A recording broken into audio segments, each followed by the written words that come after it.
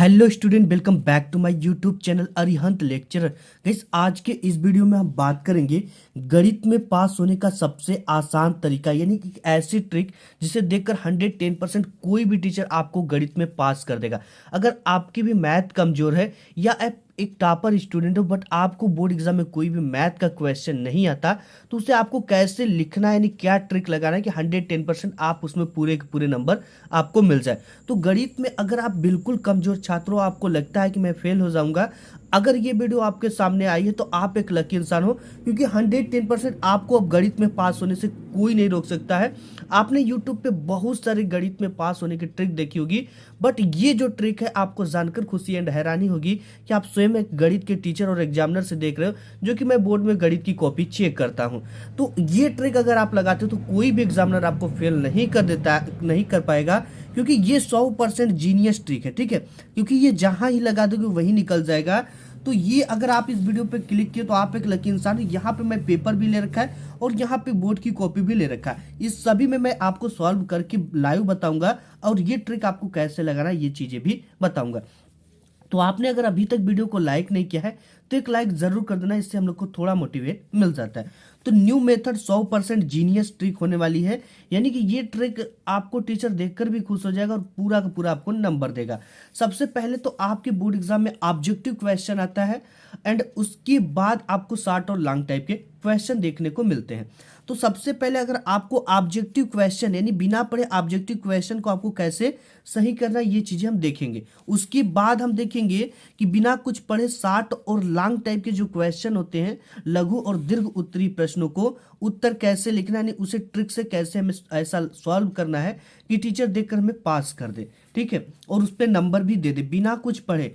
ठीक है, और गणित आपको बिल्कुल भी नहीं आती तो आपको बिल्कुल भी टेंशन अब लेने की बात नहीं है, क्योंकि आपको एक ऐसी वीडियो मिल गई जो कि आपको 110% श्योर शॉट आपको पास कराएगी। ठीक है, आपको सबसे पहले चीजें आती है इसमें कि ज्यामिति और रचना भी आता है मैथ में। तो आपको नहीं आता है तो आपको उसे कैसे सॉल्व करना है कि उसका भी नंबर आपको मिले। एंड गणित की कॉपी में क्या देखकर आपका टीचर फुल मार्क्स देते हैं और खुश हो जाते हैं, ये भी चीजें हम देखेंगे। एंड गणित की कॉपी लिखने का सही तरीका क्या होता है इसको भी देखेंगे।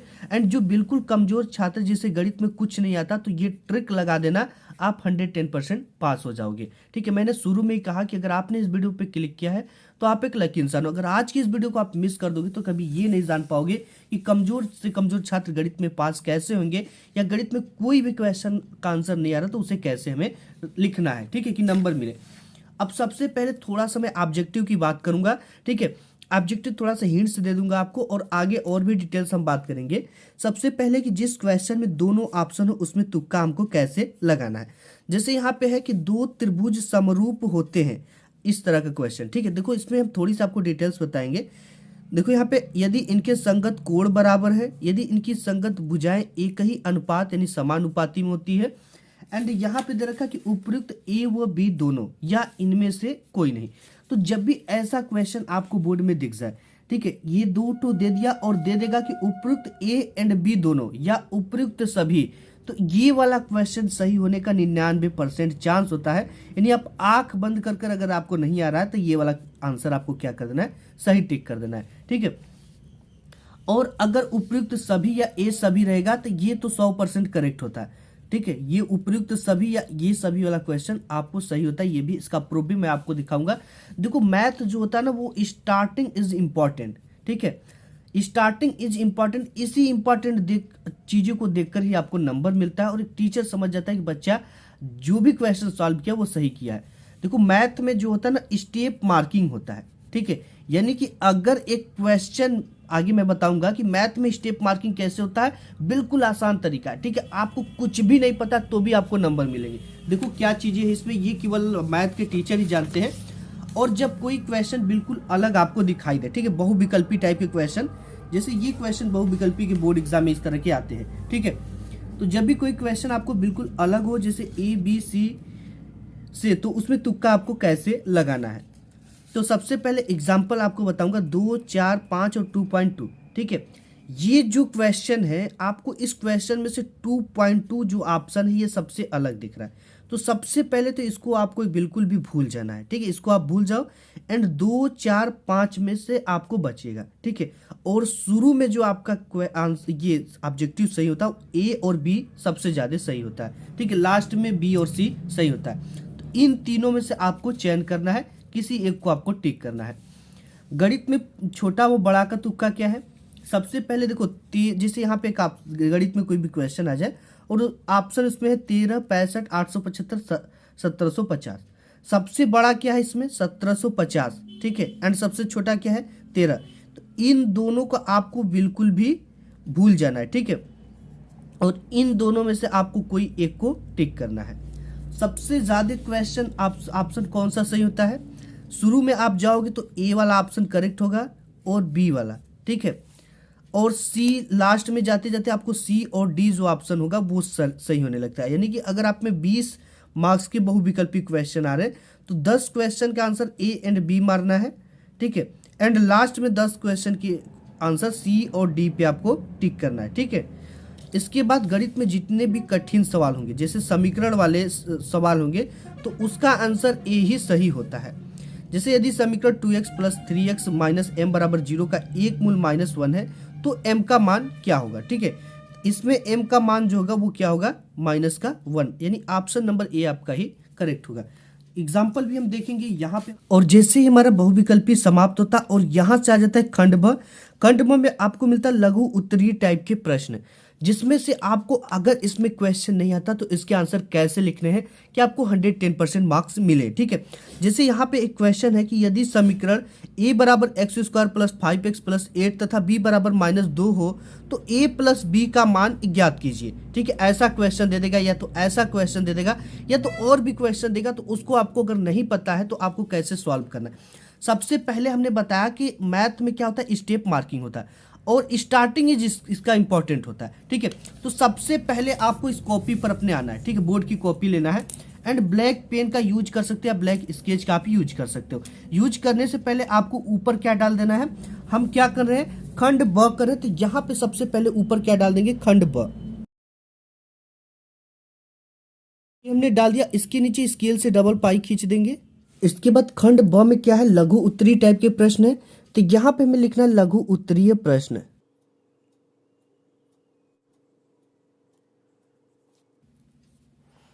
तो ये कोष्टक में हो गया लघु उत्तरीय प्रश्न।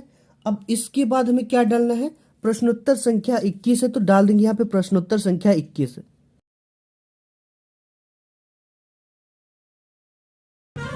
अब इसके नीचे स्केल से डबल पाई खींच देंगे। अब यहाँ पे हमने इतना लिख दिया प्रश्नोत्तर संख्या 21। हम प्रश्नोत्तर संख्या 21 कर रहे हैं जिसमें हमें सभी खंड करना है, ठीक है।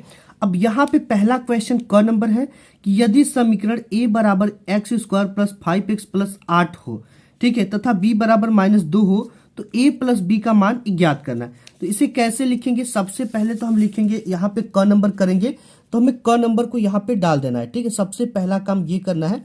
एंड इसके बाद आपको क्या लिखना है? प्रश्नानुसार, ठीक है। तो ये लिखेंगे हम प्रश्नानुसार। प्रश्नानुसार के बाद एक कामा लगाना है एंड इसके बाद नीचे लिखना है दिया है, यानी कि जो भी वैल्यू दिया गया है उस वैल्यू को यहाँ पे आपको लिखना है। तो वैल्यू क्या दिया है? a बराबर आपका क्या दे रखा है? एक समीकरण दे रखा है। उस समीकरण को सबसे पहले हमें क्या कर देना है? लिखना है, ठीक है। तो यहाँ पे समीकरण है x² + 5x + 8। तो यहाँ पे हम लिख देंगे x² + 5x + 8। यहाँ पे हमने लिख दिया, ठीक है। एंड और इसके बाद b बराबर भी कुछ दे रखा है तो हम b बराबर यहाँ पे लिख देंगे कि b बराबर कितना दे रखा है? -2 दे रखा है। तो यहाँ पे हम लिख देंगे b बराबर -2 है, ठीक है। अगर ये सेमी में है, मीटर में है, कोई समीकरण है तो आपको उसके जो सेमी मीटर वो आगे जरूर लिखने हैं, ठीक है। यानी जो वैल्यू दिया गया उसको जरूर लिखना है। इतना हमने लिख दिया। b बराबर -2 है, ठीक है। अब हमें पूछ रखा है कि a + b का मान ज्ञात कीजिए। तो हम यहाँ पे लिखेंगे कि हमें a + b बराबर क्वेश्चन मार्क है, यानी ज्ञात करना है। हम इसको ये भी ऐसे लिख सकते हैं, ज्ञात करना है, ज्ञात करना है, ठीक है। a + b की वैल्यू हमें ज्ञात करना है। अब इतना चीजें हमने लिख दिया। अगर आपको ये चीजें समझ में आती, अब इसके बाद क्या लिखेंगे? यहाँ पे लिखेंगे ज्ञात करने के बाद हल, ठीक है। तो यहाँ पे हम हल लिख देंगे। हल के लिए हमें क्या करना है, अगर आपको ये आता है कि ए और बी का वैल्यू दे रखा है तो हम तो सिंपली यहाँ पे पुट कर सकते हैं। जैसे यहाँ पे अगर हम पुट करना चाहें तो ए का वैल्यू क्या है प्लस बी हमको ज्ञात करना है। ठीक है, तो हमें लिखेंगे कि दिया है ए बराबर इतना और बी बराबर इतना दिया है। ए की वैल्यू को हम उठाकर रख देंगे यहाँ पे x square plus 5x plus 8। ठीक है, देखो कुछ भी आपको अपने से दिमाग नहीं लगाना पड़ा है। और यहाँ पे प्लस का सिंबल है तो प्लस लगा देंगे। और b बराबर क्या है -2 है तो -2 यहाँ पे हम रख देंगे। ठीक है, तो ये आप इसको चाहो तो इस तरह से समीकरण 1 भी मान सकते हो। अब इसके बाद जब भी हम नेक्स्ट लाइन करेंगे तो एक छोटा सा इस तरह का एरो लगाएंगे। इससे एग्जामिनर को पता चलेगा कि इसके बाद हमने नेक्स्ट स्टेप किया है। क्योंकि मैथ में अगर देखो एक इंपॉर्टेंट चीज़ें होती जो कि मैथ को टीचर को पता थी, अगर मैथ में जो क्वेश्चन पेपर में दिया है अगर उसको भी लिख दोगे तो 1 नंबर मिलेगा। ठीक है, अगर ये 2 नंबर का है, अगर इस पूरे क्वेश्चन को ही आप लिख देते हो कॉपी में तो आधा नंबर आपको मिलेगा ही मिलेगा। ठीक है, ये रूल होता है मैथ में। मैथ में स्टेप मार्किंग होता है, अगर एक लाइन भी कर दिए ना इतना तो भी आपको नंबर मिलेगा। ठीक है, अब इतने के बाद अगर हम इसे हल करना चाहे तो देखो यहाँ पे सिंपली पहले तो हम इसे हल करेंगे और ये वाला सिंबल आपको जरूर लगाना है। तो यहाँ पे हो जाएगा आपका x square plus 5x plus 8। इसके बाद प्लस और माइनस मिल जाएगा तो माइनस हो जाएगा -2। ठीक है, ये हो गया। अब इसके बाद हम फिर ये वाला सिंबल लगाएंगे। ठीक है, ये वाला, इससे पता चलता है कि हमने नेक्स्ट स्टेप किया है।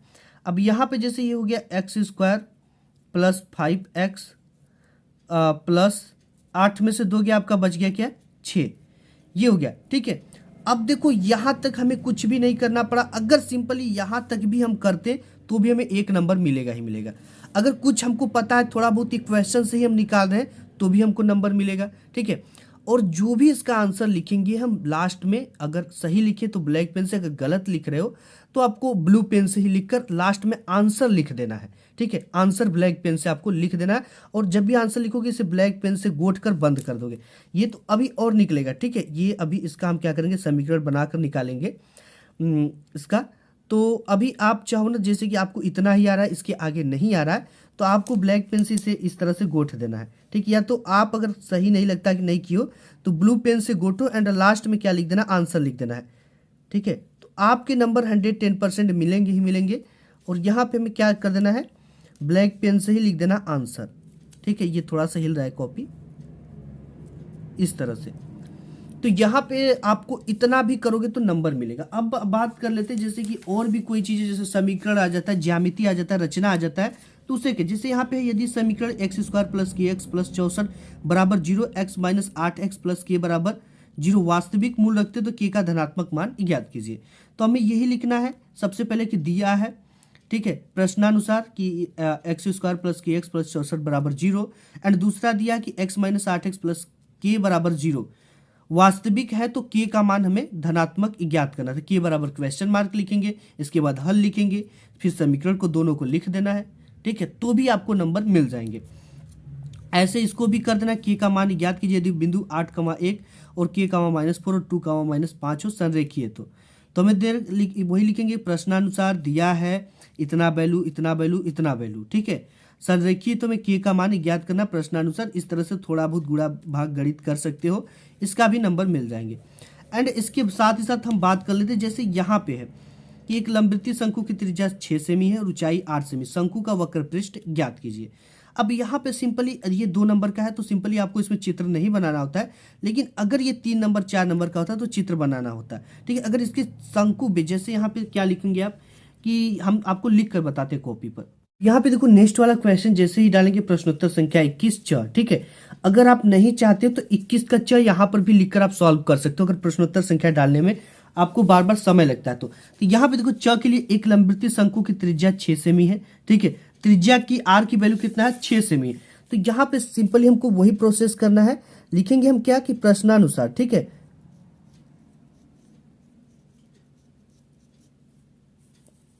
कामा लगाएंगे, इसके बाद दिया है वैल्यू लिख देंगे, जो भी मान दिया है उसको हम अपने लिखेंगे। ठीक है, आर बराबर कितना दे रखा है, आर बराबर दे रखा है 6 सेमी। तो इसको जब भी हम लिखेंगे 6 और सेमी, इस तरह से इसका जो ये होता है मात्रक उसको लिखना है, ठीक है। एंड इसकी ऊंचाई भी दे रखा है, और ऊंचाई कितनी है 8 सेमी लिखेंगे, दिया है r बराबर इतना और h बराबर कितना दे रखा है 8 सेमी, इतना दे लिख देंगे, ठीक है। अब हमें क्या निकालना है, वक्र पृष्ठ का वैल्यू निकालना है, ठीक है। ज्ञात करना है, हमें क्या ज्ञात करना है, हम यहाँ पे लिखेंगे ज्ञात करना है वक्र पृष्ठ, ज्ञात करना है वक्र पृष्ठ, शंकु का वक्र पृष्ठ, ठीक है। तो यहाँ पे सिंपली हम क्या करेंगे, अगर देखो यहाँ तक तो हमने लिख दिया ज्ञात करना वक्र पृष्ठ, इसके बाद हम क्या लिख देंगे, लिखेंगे हल। हल के बाद अगर हमें इसकी फार्मूला पता है वक्र पृष्ठ का, अगर कुछ नहीं आता फार्मूला थोड़ा बहुत पता है तो भी हम इसको हल करेंगे, ठीक है। हल के लिए इतना भी अगर लिखोगे तो भी आपको यहाँ पे 1 नंबर तो मिलेगा ही मिलेगा, ठीक है। ज्ञात करना है वक्र पृष्ठ, हल अगर आपको कुछ भी आता है जैसे इसका फार्मूला, ये वक्र पृष्ठ का फार्मूला पाई आर एल, तो वो भी आप इसको लिख सकते हो, ठीक है। यहाँ पे सब कुछ दे रखा है वैल्यू, अगर फार्मूला भी पता है तो फार्मूला भी लिखो, थोड़ा बहुत एक आध लाइन पता है तो भी आपको लिखना, इसके भी आपको नंबर मिलेंगे। एंड इसके बाद ज्यामिति वाला जैसे आ जाता है, जैसे यहाँ पे दे रखा है कि निम्नलिखित 22 नंबर की किन्हीं 5 खंडों को हल कीजिए, ठीक है।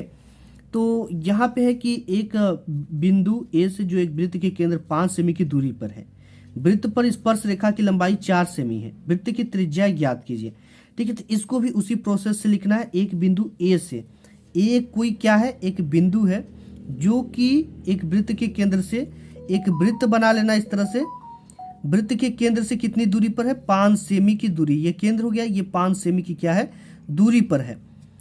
वृत्त पर स्पर्श रेखा की लंबाई 4 सेमी, ये वृत्त की जो स्पर्श रेखा की लंबाई है, जो इससे स्पर्श करके खींची गई रेखा, इसकी कितनी लंबाई है 4 सेमी है। तो वृत्त की त्रिज्या ज्ञात कीजिए, तो इस वृत्त की जो त्रिज्या है इसको हमें क्या करना है, फाइंड करना था। आर बराबर क्वेश्चन मार्क दे रखा है, यही लिखेंगे कि दे रखा है कि वृत्त के केंद्र से 5 सेमी की दूरी पर, वृत्त के केंद्र से 5 सेमी की दूरी पर एक वृत्त की स्पर्श रेखा की लंबाई 4 सेमी, इसको हमको लिखना पड़ेगा, ठीक है, क्योंकि ये जो होता है रचना वाले में इसमें सबसे ज्यादा लिखना होता है। और एक चीज और ट्रिक बताऊंगा आपको, अब जैसे यहाँ पे है कि एक ठोस एक अर्धगोले पर खड़े एक शंकु के आकार का है, तो इसका अगर चित्र भी आप जानते, जैसे एक ठोस है, ठीक है, अर्धगोले पर खड़े एक शंकु के आकार का है, एक कोई ठोस है, ये अर्धगोला है, ठीक है, इस पर खड़े शंकु के आकार का है, शंकु इस तरह का होता है, ठीक है, शंकु के आकार का है, जिनकी त्रिज्याएं 1 सेमी है, इसकी त्रिज्या क्या है 1 सेमी, इसकी भी 1 सेमी, इसकी भी है। शंकु की उसकी त्रिज्या के बराबर है, शंकु की ऊंचाई उसकी त्रिज्या के बराबर है, इसकी त्रिज्या 1 सेमी है, तो शंकु की जो ऊंचाई है वो भी क्या है इसके बराबर, तो ए भी कितना होगी 1 सेमी ही होगी, ठीक है। इतना चित्र हमें बना लिया, त्रिज्या एक ठोस का आयतन पाई की पदों में ज्ञात कीजिए, लिखेंगे कि हमें ठोस का आयतन पाई की पदों में ज्ञात करना, इसको मैं आपको लिख कर बताता हूँ कि कैसे आपको बोर्ड एग्जाम में लिखना। यहाँ पे जब हम 22 नंबर क्वेश्चन करेंगे तो यही चीजें पूरी की पूरी इसको कैसे लिखना है, 4 नंबर का क्वेश्चन बट आपको 2 नंबर में दिलवा दूंगा, ठीक है।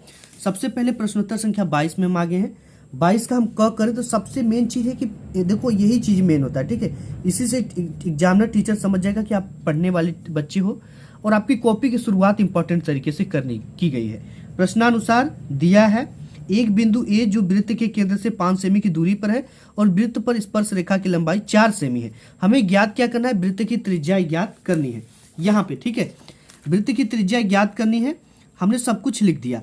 अब हमें एक सिंपल सा क्या करना है कि एक आपको इस तरह से क्या बना लेना है, एक वृत्त बना लेना है, ठीक है। आप एक वृत्त इस तरह से बना सकते हो या इसके नीचे आप चाहो तो बना सकते हो, यहाँ पर भी आप बना सकते हो। एक यहाँ पे क्या ले लो, एक वृत्त ले लो जिसका केंद्र मान लेते ओ है और इसके 5 सेमी की दूरी पर बोल रहा है, ठीक, जो भाषा बोले उसी को आपको लिखना है। 5 सेमी की दूरी पर एक बिंदु क्या है, ए है। अब इससे जो स्पर्श रेखा खींची गई है यहाँ पे इस तरह से, स्पर्श रेखा मतलब छूती हुई खींचेगी, इसकी जो लंबाई है लेंथ है 4 सेमी दे रखा है। अब हमें त्रिज्या दे रखा है सेमी और ये स्पर्श रेखा की लंबाई दे रखा है और दूरी दे रखा है, हमें क्या फाइंड करना है, वृत्त की त्रिज्या को हमें फाइंड करना है। ठीक है, तो इतना वैल्यू दे रखा है। अगर वृत्त की त्रिज्या का कोई फार्मूला पता हो तो आप उसको लिख देना। अगर आप इतना भी मैथ में लिख कर आ जाते हो तो भी आपको हर एक टीचर नंबर देगा। ठीक है, मैं ही नहीं, हर एक टीचर आपको नंबर देगा। एंड इसके बाद एक चीज और है, जैसे यहाँ पे एक क्वेश्चन है कि एक त्रिभुज यहाँ पे शंकु वाला, ठीक है, तो शंकु वाला भी इस तरह से आपको बनाना है। इसको कैसे लिखना है ये भी हम देख लेते हैं। अब देखो यहाँ पे प्रश्नोत्तर संख्या 22 और ख डालेंगे और इस पूरे को इस तरह से लिखना है। ठीक है, एक ट्रिक और भी आगे आपको, मेन ट्रिक आपको बताऊंगा। ठीक है, वो भी देखकर आप जाना। एंड यहाँ पे ख नंबर है कि एक ठोस एक अर्धगोले पर खड़े एक शंकु के आकार का है, इसको हमें लिखना है, जिनकी त्रिज्या हमें दे रखी है 1 सेमी तथा शंकु की ऊंचाई जो है उसकी त्रिज्या के बराबर है। इस ठोस का हमें आयतन पाई के पदों में ज्ञात करना है। तो यहाँ पे यही चीजें हमें लिखना। प्रश्नानुसार दिया है एक ठोस एक अर्धगोले पर खड़े शंकु के आकार का है, जिनकी त्रिज्या 1 सेमी तथा शंकु की ऊंचाई उसकी त्रिज्या के बराबर है। हमें ज्ञात कर करना है ठोस का आयतन पाई के पदों में हमें ज्ञात करना है। अगर ये चित्र हमें आता है, ठीक है, हमको आ रहा है कि एक ठोस है जो कि एक अर्धगोले पर, अर्धगोला हम जानते हैं कि आधा गोला इस तरह का अर्धगोला होगा। ठीक है, इस पर खड़ा एक शंकु के आकार का, शंकु हम जानते हैं कि इस तरह का होता है शंकु। ठीक है, अब इसकी जो त्रिज्या है वो 1 सेमी है। इसकी त्रिज्या कितनी, 1 सेमी है। और इसकी त्रिज्या जो है, इसकी ऊंचाई भी शंकु की जो ऊंचाई है वो त्रिज्या के बराबर ही है, तो ये भी कितनी हो जाएगी, 1 सेमी ही हो जाएगी। ठीक है, शंकु इस तरह से होता है। अगर ये चीज थोड़ा बहुत जानते हो तो आप इस तरह से बना दोगे तो भी ये 4 नंबर का है, तो 2 नंबर आपको मिलेगा ही मिलेगा। ठीक है, अगर इसका पाई का आयतन का सूत्र जानते हो, फार्मूला जानते हो, तो उसको भी लिख देना, उसकी भी आधे 1 नंबर मिल जाते। एंड ये तो चीजें हो गई, आप तो समझ गए कि यहाँ से नंबर। अब यहाँ पे इस टाइप के भी क्वेश्चन आपके बोर्ड एग्जाम में आते हैं। ठीक है, तो इसको देखो कैसे हल करना है। ये एक त्रिभुज ABCD की भुजा BC पर एक बिंदु D इस प्रकार स्थित है। इसको भी चित्र वगैरह सब कुछ बना देना। कुछ नहीं समझ में आता तो इस क्वेश्चन को ही लिख दोगे तो भी आपको 1 नंबर मिल जाएंगे। पूरे क्वेश्चन को उठाकर लिख दोगे जैसे लिखा गया तो भी 1 नंबर मिलेंगे ही मिलेंगे। अब यहाँ पे ये क्वेश्चन आ गया, निम्नलिखित बारंबारता बंटन का बहुलक ज्ञात कीजिए। ठीक है, इसको देखो कैसे सॉल्व करना है। सबसे पहले इसमें डाल देना प्रश्नोत्तर संख्या 22 अंक का उत्तर। ठीक है, इसको कैसे सॉल्व करना है और इस पे नंबर कैसे लाना है ये चीजें हम देख लेते हैं कॉपी पर। तो यहाँ पे देखो पूरी प्रश्नोत्तर संख्या 22 का हम कौन सा करें, अंगा नंबर करें। तो यहाँ पे हमें सबसे पहले तो शो करना अंगा नंबर। एंड यहाँ पे प्रश्नानुसार दिया है और पूरे वर्ग अंतराल को, ये जो बॉक्स दिया है इस बॉक्स को क्या करना है, हमें बना लेना है। ठीक है, बनाने का भी 1 नंबर आपको मिलेगा। ये 4 नंबर का है। यहाँ पे इस तरह से वर्ग अंतराल एंड बारंबारता बंटन का हमें बहुलक ज्ञात करना, इसको लिखेंगे। एंड इतना लिखने के बाद हम क्या लिख देंगे, हल लिख देंगे। ठीक है, हल लिखेंगे इस तरह से। एंड जैसे हल लिखेंगे, आपको अगर इसका फार्मूला पता है तो उसको लिख दो। ठीक है, बहुलक बंटन का बहुलक का फार्मूला पता है तो उसको लिख दो, या थोड़ी बहुत कुछ आती तो उसको भी लिख दो। ठीक है, तो भी आपको यहाँ पे नंबर जो है वो मिलेगा। ठीक है, तो इस तरह से आप पूरे मैथ में ये वाली ट्रिक लगा देना, 110% आप पास हो जाओगे। आज के इस वीडियो में बस इतना है, मिलूंगा एक नेक्स्ट वीडियो में, तब तक के लिए धन्यवाद।